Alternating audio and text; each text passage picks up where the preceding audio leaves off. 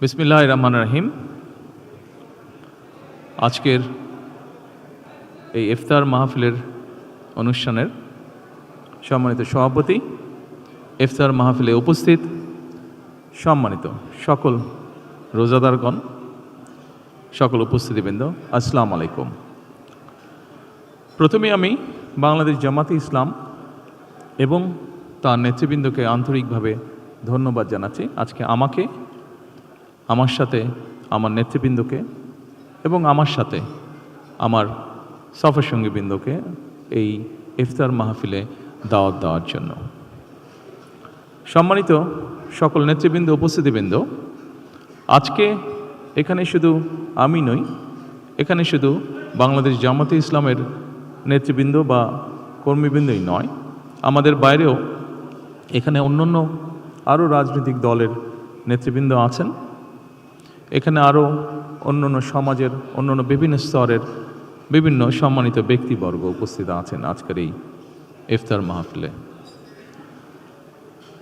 আজকে আমরা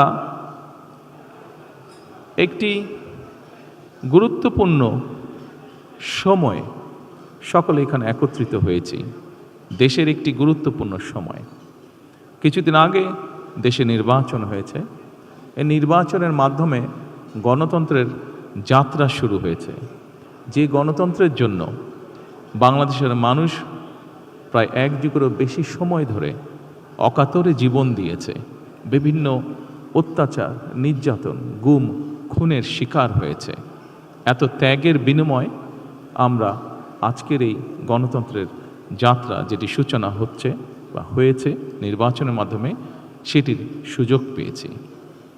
এই ত্যাগের মাধ্যমে, এই আত্মত্যাগের মাধ্যমে হাজারো মানুষের অত্যাচার, লক্ষ মানুষের নির্যাতনের মাধ্যমে আমরা আমাদের বাক, ব্যক্তি স্বাধীনতা, গণতান্ত্রিক অধিকার চর্চার সুযোগ আমরা ফিরে পেয়েছি। সেজন্যই প্রথমেই আসুন আমরা আল্লাহর দরবারে শুকরিয়া আদায় করি। সম্মানিত উপস্থিতিবৃন্দ, বাংলাদেশের মানুষ আজকে অনেক প্রত্যাশা নিয়ে, অনেক আকাঙ্ক্ষা নিয়ে, অনেক আশা নিয়ে আমাদের সকলের দিকে তাকিয়ে আছে, বিশেষ করে রাজনৈতিক দলগুলোর দিকে তাকিয়ে আছে। আজকে আমাদের এই ইফতার মাহফিলে আসুন আমরা আল্লাহর নামে শপথ গ্রহণ করি যে আমাদের আগামী দিনের কাজগুলো হবে এই দেশের মানুষের ভাগ্য পরিবর্তনের জন্য।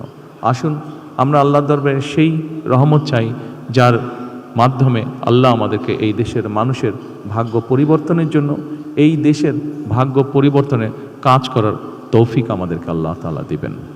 পরিশেষে আমি আবারও বাংলাদেশ জামাতে ইসলাম এবং জামাতে ইসলাম নায়েবে আমির শফিক সাহেব সহ সকল নেতৃবৃন্দকে আন্তরিক ধন্যবাদ জানাচ্ছি আজকে এখানে আমাদেরকে দাওয়াত দেওয়ার জন্য। আসসালামু আলাইকুম।